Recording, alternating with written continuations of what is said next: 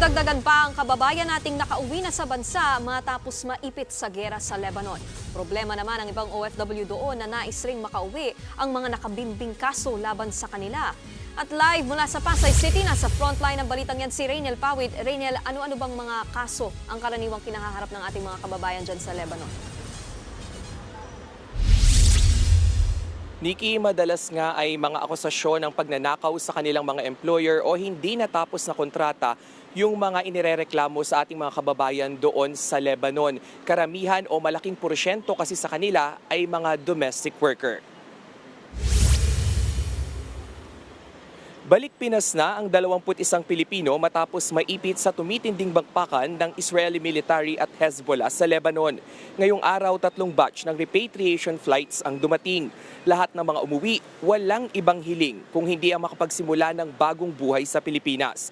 Sabi ng Overseas Workers Welfare Administration o OWA, bukod sa kawalan ng pasaporte, may mga kababayan din tayong hirap umuwi dahil sa kaso. Sa katunayan, isang Pinay ang uuwi na sana ngayong araw, subalit hindi nabigyan ng exit visa dahil sa kaso mula sa employer. Sa tala ng OWA, higit 500 Pinoy na mula Lebanon ang nakauwi na sa Pilipinas. 2 sa kanila ang kinakailangang bigyan ng atensyong medikal.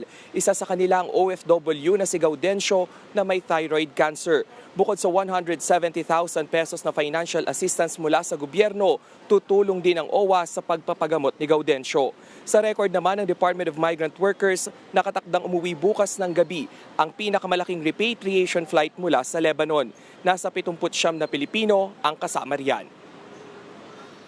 Wala na po akong balak bumalik. Sobrang trauma kasi pag narinig mo talaga yung mayanig yung building, maawa ka rin sa iba kasi yung iba natutulog na lang sila sa sa daan. Sila naman ay patuloy na ina-assist natin. At kung kailangan mag-provide ng abogado, ay sila binibigyan ng abogado. Kung kailangan silang i-assist sa korte, sila ina-assist sa korte.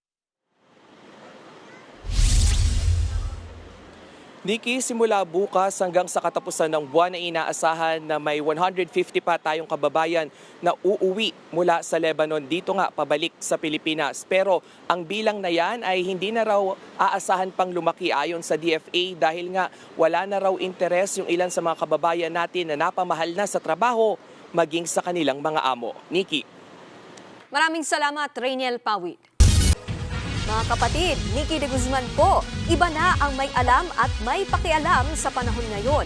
Para sa tuloy-tuloy na balitaan sa Frontline kahit weekend, mag-follow at mag-subscribe sa social media pages ng News 5.